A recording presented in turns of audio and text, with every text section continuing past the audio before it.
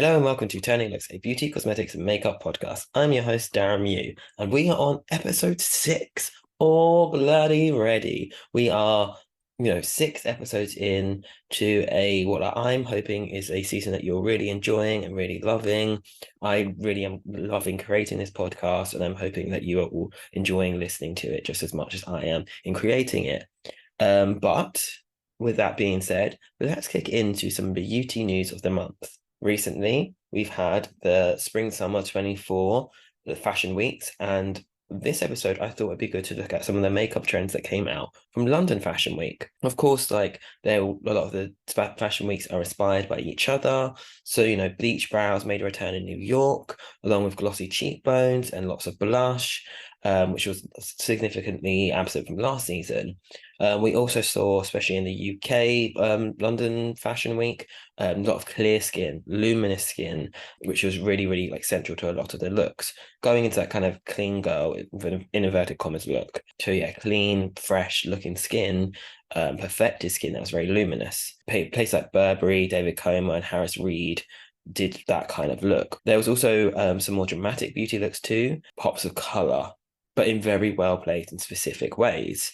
Having molten metals on the eyes, which is a theme that we're seeing a lot of at the moment. There's a lot of makeup palettes that are now coming out that have got these molten metal kind of shades, which is really cool, really lovely. We love to see it. The color chameleon is another term that was popping up a lot, which is kind of more like flashes of color. There were few and far between on the runways, but when they did appear, they were considerably beautifully crafted. Pops of delicate peachy blush worn high on the cheekbones, things like that.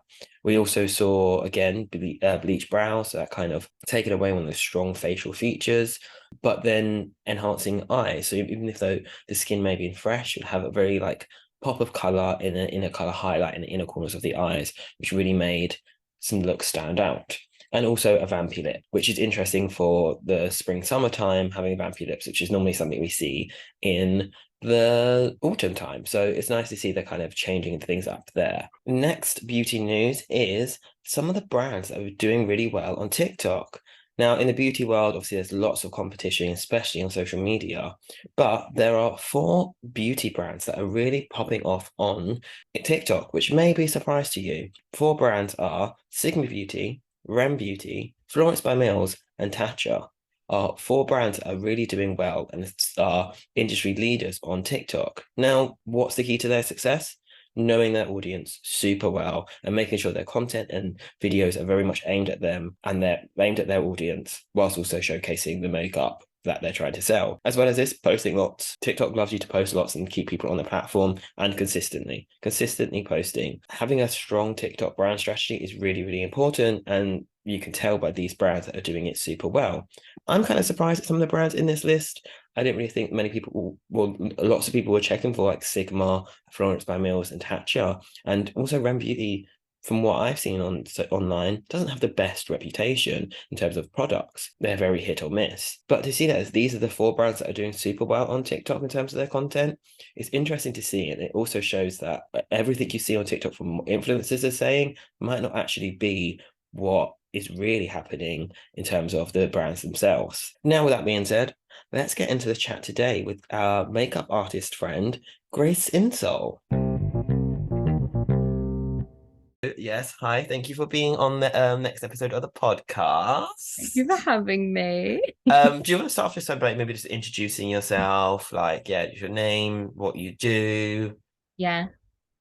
Anything else? No. No, yeah, no. Whatever you feel like, what you had for breakfast. Oh yeah, my protein oats every day. Or lipstick, yeah. No, I'm Grace Insole. I am a makeup artist. I've been working in makeup for 7 years now. I think about 7 years. I met Darren working in a job together for a makeup brush company. So that's how our little bond started, chatting relentless shit about makeup often. Literally. But mostly it's more like beauty, retail, makeup, events, and So what got you started in beauty? Where did it begin well, 7 years ago? I mean, my interest in it has been around a lot longer than that. Probably, I feel from the first time I got one of those little mannequin heads that you could put makeup on, like it had the hair and you could brush it out. That was probably like my first obsession. And my mum has always worn makeup every day, so it's always been like a part of my day, like seeing my mum do it. And she's always had her kind of classic, like, you know, my mum, so it's like blue eyeliner, like a little bit of glitter, she loves the lip, but it's on like her mascara, like no one can see her without it. But I've always grown up like always seeing my mum every day with her makeup on, like her ritual. So I think that partly sparked off some interest. And then I was arty at school, and I loved the idea of being a makeup artist. But when I was kind of like 16, 17 and thinking about, uni and stuff, I definitely didn't have like the confidence to have done it at that age. And then I went to uni and I did fashion promotion and imaging. So it's kind of like styling, marketing. So there was always like makeup around, because if we did shoots, we'd have makeup. And sometimes I'd be like, oh, I'll just do it because I was confident enough to do it on someone else then. And then I just really didn't enjoy my degree, which I think a lot of people can relate to, feeling like a little bit uninspired. And I had a friend who, and at the time as well, I always had like a bold makeup look on. Like it became part of my own ritual to always do my makeup. Yeah, one of my friends was doing a makeup course, and I was just like, oh, like I'm really jealous. Like this just sounds so much more fun and inspiring and exciting. And so when it came to being close to finishing at uni, I kind of sat down and thought about what I wanted to do. And I kind of thought, right, I think I'm going to do a makeup course, treat it as kind of like, like post-grad type thing. And kind of went from there, really. So there, that was about 6-7 years ago. Nice. What was the makeup course you did? Like, was it So like... it was initially, I only signed up to, I think it was like 3 months. So it was at Delamar Academy, which is in Ealing Film Studios. And I signed up, I think it was just a 3-month one. So you kind of covered the basics of like, like beauty, a little bit of like intro to hair, introduction to prosthetics. And once I kind of got into it, I was like, oh, like there's so much more that I wanted to learn. And I ended up signing up. Like you could basically we were grouped as like 3 and 6 month course people. So the people who were doing the 6 months would then just stay on.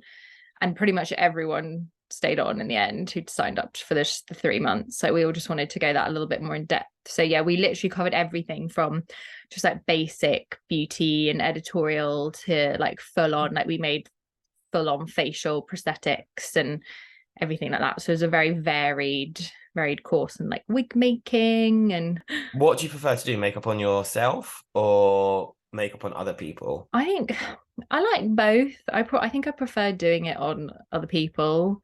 I get a little bit more excitement, I think, because I know my own face pretty damn well now. So there'll be the odd thing that maybe you'll learn from your own face. But nowadays, I think, yeah, it's more exciting because you might like surprise yourself and learn a new tip of like, oh, do you know what? Like doing a winged eyeliner on like this kind of eye shape, actually, it's better doing it this way rather than this way. And also, I think, especially working like retail makeup, a lot of the customers who come in, they're not professionals. They don't really know what they're doing. And something that you could see as like the most basic, easy tip could just like completely turn around their day. So I think it's like you get a little bit more kind of not validation, but just like enjoyment out of helping someone learn a little trick, even if it's just as simple as like, draw your lip liner from the corner up rather than your cupid's bow down, just to round out the lip. Because some people are like, oh my god, like it just makes my whole face look less droopy. Or Look at you giving the tips there then. Industry special. But so actually that's my fear with makeup, is doing it on other people and not knowing their faces as well as mine. So that's Yeah, why I don't do it. Initially, like I remember like the first few times I probably did it, I was terrified. But then, especially like over the last few years, like the certain jobs I have been doing, I've been putting makeup on like between like 20 and 30 people a day at some of them. So now I'm just like, it's a face. You kind of learn to just scan it and see. And I'm sure there are loads of other makeup artists who do this as well, but I really stare at people on the tube and kind of like think about what I would do to their face, like their eye shape or their skin tone and I'm like mentally just putting makeup on them in my head. That's really cool. I never thought about like that being a thing. That's Yeah, yeah. sorry if I've ever stared at anyone on the tube and they think I'm creeping. It's probably that I just want to put mascara on you if you've got nice eyelashes.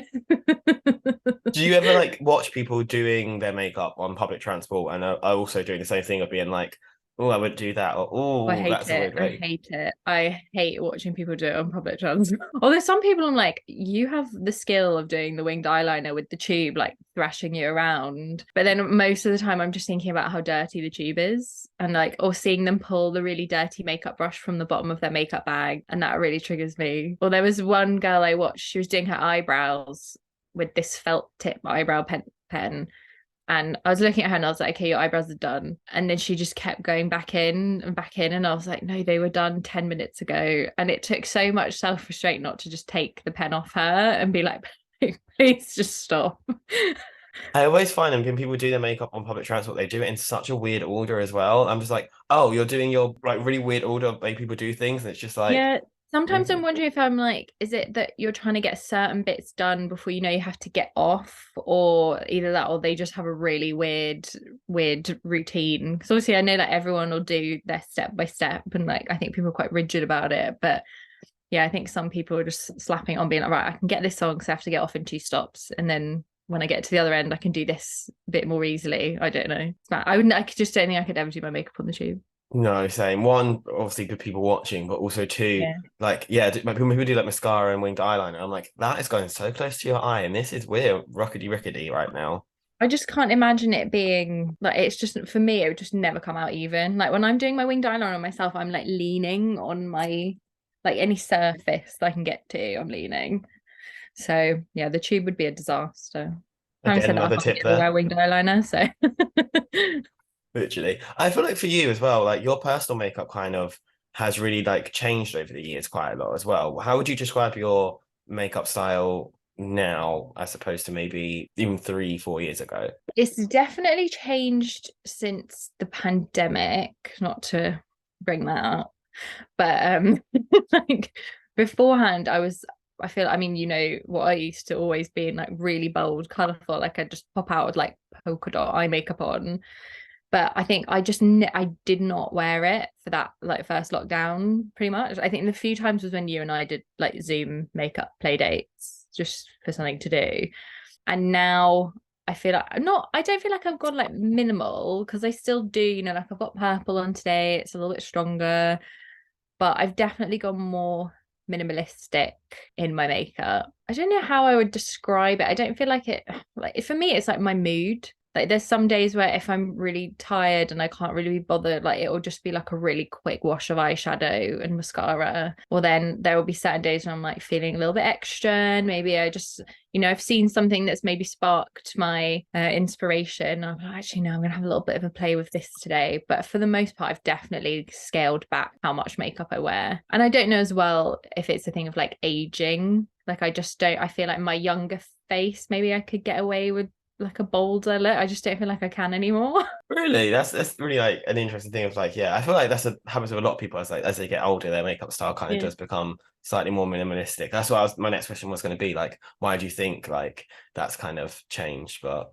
I think, well, one part of it is I think obviously like I lost quite a lot of weight and my face has gotten a lot thinner. And I feel like maybe before it was a bit psychological and I was kind of not hiding behind the makeup, but it was probably a bit more of a kind of like war paint, like, yeah, like this is my kind of signature and like distract everyone. But now I feel like when I do wear, not all the time, but if I went to wear what I used to, like I just felt like my face didn't look right and I felt like it didn't look balanced. And then also like a couple of the jobs I've had over the last few years, like retail wise, you like I couldn't wear that kind of makeup. So then it also became kind of part of my routine of like, you know, it would take me like 20 minutes to get ready. And part of me is like, well, why do I want to spend more than that? Like some days I just really don't want to. So yeah, I definitely got more into the habit of just doing like a really quick kind of, you know, soft everyday smoky eye kind of thing rather than like I'm going to do a purple and fade it into blue and green and like a rainbow across my face. I definitely the jobs I've had more recently have had an impact on my everyday makeup. Do you think there's a part of it as well? And this is going to sound shady, but I don't mean it in a shady way, but also just like laziness and fatigue of like you're saying, because you're going to like retail jobs every day, like the effort Oh of yeah, like trying to do a rainbow smoky eye is just a bit. definitely. I think as well, I don't know about you, but kind of leading up to the pandemic, I felt like makeup influencers were kind of at their peak. And I think, well, going on Instagram and YouTube, it was really saturated with like a lot of the same kind of looks, and trying to find like inspiration to do something original was really tiring. And I was just like, I can't be bothered to do like a crazy makeup look for the sake of it. I was just like, it's just not my brain. I think my brain needed a break, but definitely there'll be days where I'm just like, I just really can't be bothered to do much today. And I'd rather stay in bed for like the extra half an hour. But then, yeah, there are some days where I'm just feeling really like, no, like I'm going to make not more of an effort, but I'm just going to do something a little bit more extra. And I was talking about like Instagram there. Like, you used to post a lot of your like makeup looks, especially like your eye looks on Instagram. Is that anything you've ever feel like you'd do again now, or is that I kind of don't moment know. I feel past? like, yeah, I feel like that part is probably a little bit more behind me. Like, if anything, I'd rather post like makeup I've done on other people. I just have a really bad habit of forgetting to take photos of things that I've done because I just chat to my customers and clients and then I get distracted. But no, Love like, that. every now and then, like if like again, like what I was saying about how I felt that my face didn't look right in certain makeups as well over the last couple of years, I haven't liked how my face photographed in makeup. So there'll be loads of times where I'm like, I love my makeup, and I go to take a photo, and like, I mean, I often send my photos to you like, is this one better or this one? Like, I just haven't felt quite right. And I think my face shape has kind of changed a little bit. And I wasn't quite sure of that. I used to know the exact angle of how I like to have my photo taken. And I think over the last like few months, I've only just started to relearn kind of how I like to take my photo now. So I mean, like maybe like every now and then I'll post it, but no, for me going forward, I'd rather just post about like work, I think, and like the odd time if my face is relevant.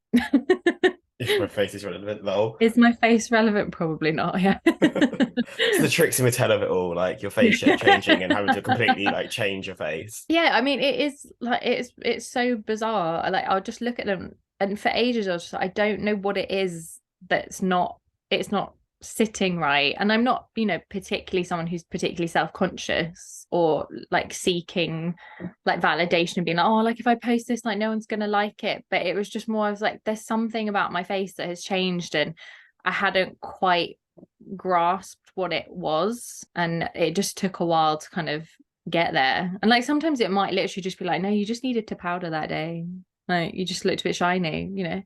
Because I've been working on a post recently of like when you start getting into makeup, like just some tips. And I think one of the things I put in that was like about like the first time you put makeup on, getting used to seeing your face with makeup on, because it can be kind of like a bit of like a shock and a bit of like you think it doesn't actually look good, but it's actually just the shock of your face looking a bit different. I feel like it's a similar kind of thing what you're getting at there, with like how your face had changed, kind of Yeah. learning that new face and then learning that new face with makeup on too, and how that means like you have to like contour and bronze differently, and the eyeshadow has to Mhm. go on differently and things like that. For sure. And that's another thing I say to a lot of like customers, because so many people will come in being like, oh, I want to try something different, like a red lip or like blah blah. And they'll put it on and immediately they'll be like, oh God, like it's a bit much. And I always say to them, you need to wear it round. And especially like if I'm working in like a department store, I'll say to them, just keep the red lip on, walk around the rest of the store, like do your shopping. And I say to them, look in every mirror that you see, like look in your phone, take a selfie, like take some silly ones, but just let it settle into your face, because you just have to get used to it. And I always say that as well if I'm doing like bridal makeup, like when you go to do a trial, because you tend to pop a little bit more makeup on them initially because it's going to wear throughout the day, and obviously unless it's a really bougie bride, you're not going to be there all day to do touch-ups. And I always say have your makeup done in the morning, because as well you'll see how it lasts, but as well you'll have the whole day to kind of just get used to maybe wearing slightly more makeup than you're used to. But then obviously you do get people who just wear like full on makeup every day, so they're just all over it and they love it. But the majority of people, they're not wandering out with a red lip on every day, so they need the chance to just let it settle into their face.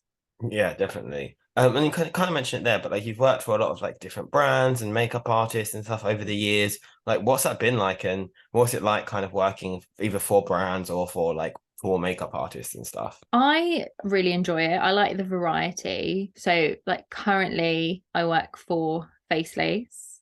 So, for them, it's more about like production and helping to create make the adhesive designs.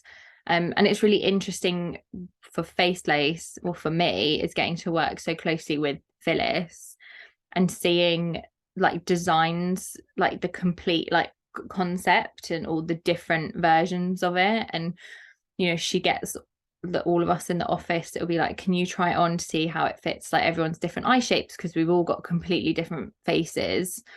And kind of getting to have your own input of like, well, I think this part may not be working, or like maybe this bit needs to come down a bit lower, or this bit needs to be a bit higher. So it's really fun kind of getting to see a product completely from start to finish kind of being designed. And then I also work for Lisa Eldridge. So for her, I've worked in her pop-up shops, and I've done kind of events in Selfridges, like Darren came and got their makeup done for the Barbie pop-up that we were doing there. And but then I also work for her customer service online. So for that, I love it because I get to kind of not face to face online, but I get to talk to her customers who are literally around the world. Like sometimes they're in Australia, they're in America, they're in Canada, they're in like Israel. And it's really exciting. Like you get to see the different makeup maybe that people are picking in different regions of the world, and like the different trends maybe that they're having. And again, just kind of getting to see a little bit of like, not behind the scenes, but just like how things are going to be marketed and like stuff like that. So it's quite nice like variety. But I mean, I like any aspect of makeup. Like if they're like, do you want to do this? I'm like, I'll do it. Like I'll give it a go. I love that, and that kind of behind the scenes stuff kind of fits into well in terms of the like course that you're either taking or about to take, right? Yes. So I've since I worked at Space NK, had many jobs, multiple jobs at once. That's more kind of where I started getting into skincare, and I didn't really know anything about kind of formulations and ingredients and like what kind of did what. Like I knew the things that I used for myself, but I had no idea when it came to what you'd kind of really recommend to other people. And there you get so much training, and obviously in one store you have like 100 different brands. So when it would be quiet, you'd spend your whole time kind of reading through the boxes and kind of the different ingredients. And like you'd all in the team, like everyone would have different skin types, so you'd all kind of learn everyone's opinion and what they liked. And then obviously you'd get customers feedback on stuff. But it really sparked off kind of like a bit of an obsession with ingredients and what goes into things. And then I follow the Lan London makeup artist. I think that's her Instagram name. And she posted about this kind of introduction to cosmetic science course that she'd done. And it was one of those things that kind of in hindsight, if I'd really known that this was going to be the route I wanted to go down back when I was kind of 15, 16, I probably would have focused a little bit more on science. But I thought, oh, like that's really interesting when we're going to read into this.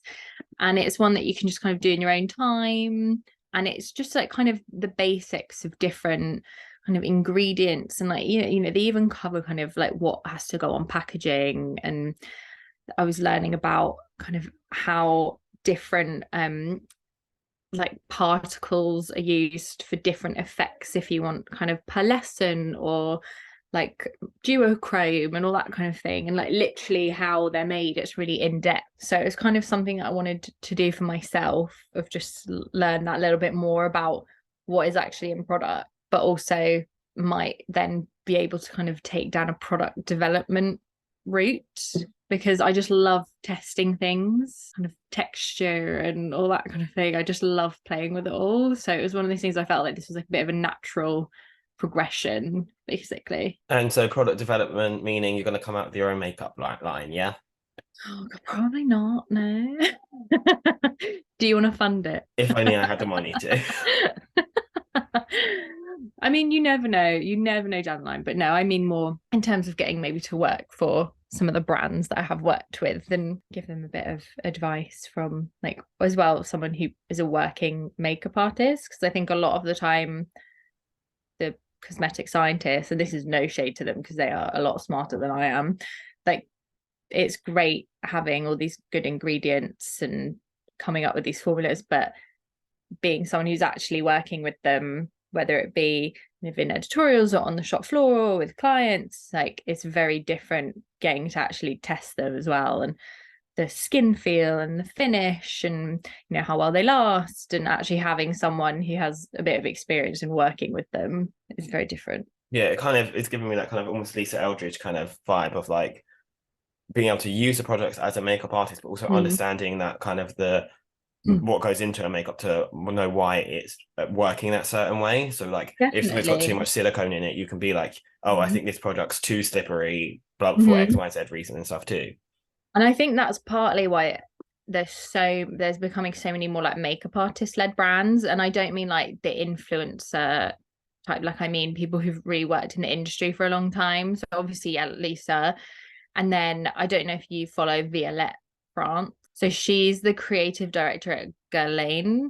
And she's she's gone down a similar route of she's got her own brand, and a lot of it comes from maybe like colors that she is just inspired by. Like she'll post like pictures of like a rusty door somewhere that she's seen on holiday, and that'll be like the next eyeshadow that she launches. Or with her as well, she's someone who's had like a lot of personal skin issues, so she's worked with like her lab to, I think, and I'm pretty sure everything's her own IP, so like their own formulations that they own.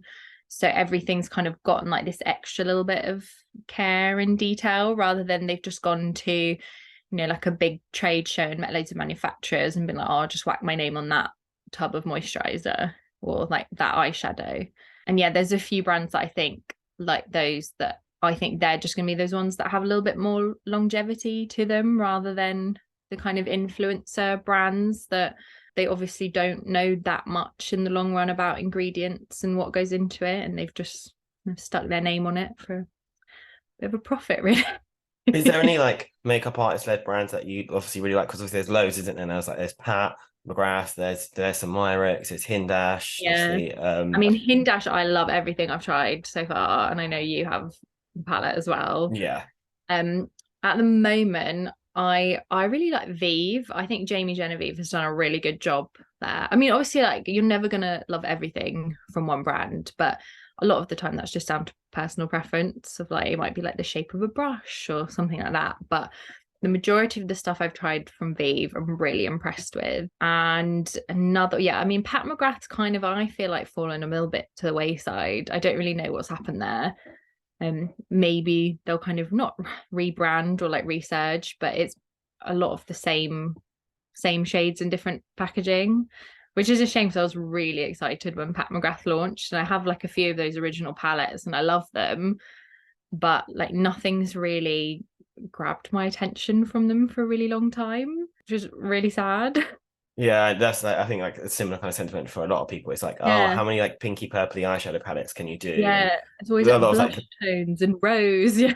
Yeah, and then like the quality seems to be kind of going a little bit downhill as well, even with the packaging, similar to like Charlotte Tilbury, I think, as well. Like, yeah, and I feel like with Charlotte Tilbury, there's a lot of hit and miss, and again, I think with that, there's a lot of it down to personal preference. But then she does also have some amazing kind of like classic products that I think that will keep the brand going for a long time, because people will always come back to that. And then also really liking Makeup by Mario. The bits I've tried from him I really like. I'm just waiting for the concealer, which still is not on Sephora UK. Oh, that's so annoying. Maybe they've got like some contract with like House Labs and they have to wait a bit before releasing a new concealer or something.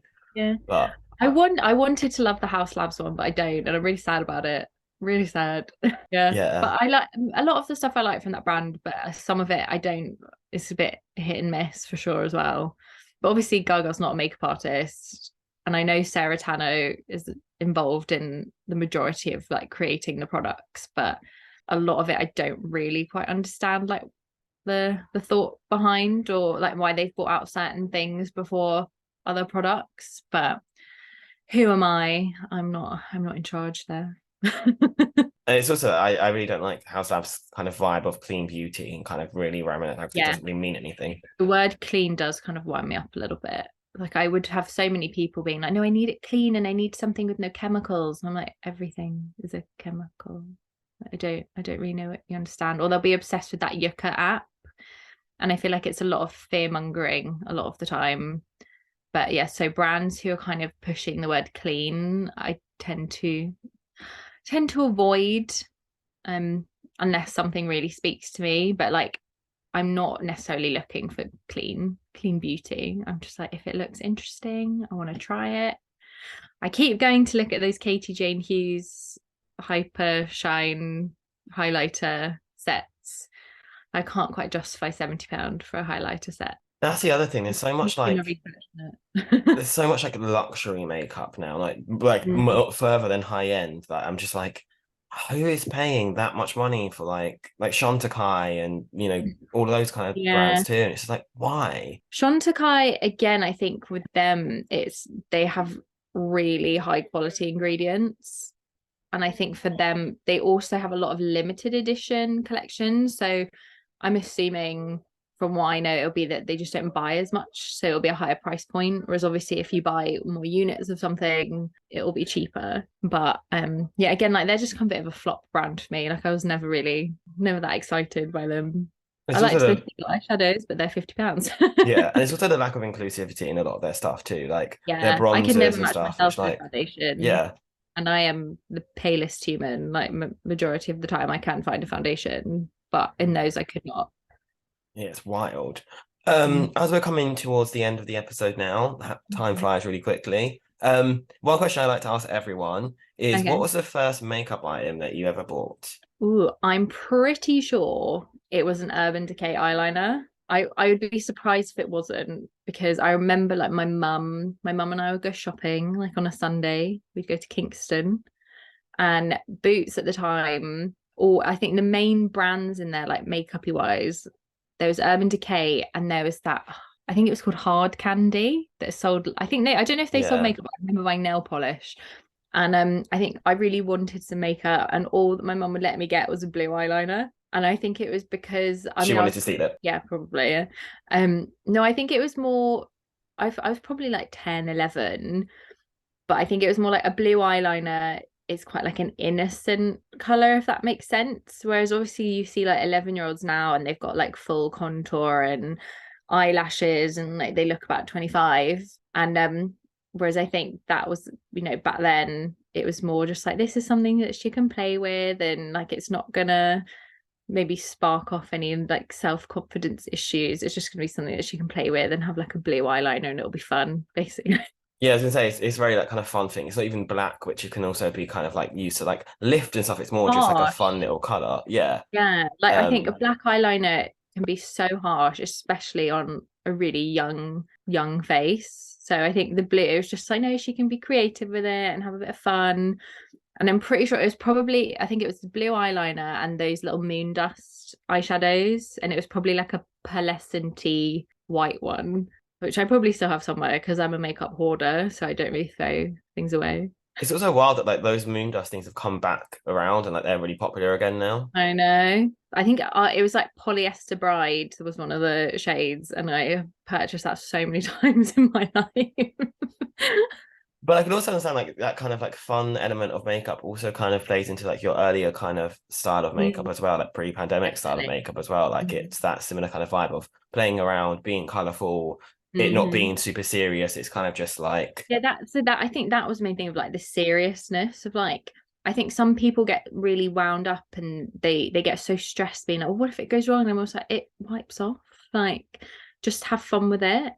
And especially back in the day, like my main kind of inspiration, before Instagram or like Tumblr even back in the day, I always used to get loads of magazines every month. So I think I still have a book somewhere of just cutouts of magazines. And the things that excited me were always like the crazy editorials where it'd be like Pat McGrath has stuck feathers on someone's face, or like there's spikes, or like completely glitter eyelashes. And those are the things that always kind of inspired me. And even if that trickled down into just like a really soft glittery eyeshadow, like basic like polyester bride kind of pearlescent shimmer, like that's always where it came from. It never came from just like an advert of a bronze smoky eye. Like that is never going to be what excited me. Well, thank you for being on the podcast. Do let the listeners know where they can like find you online.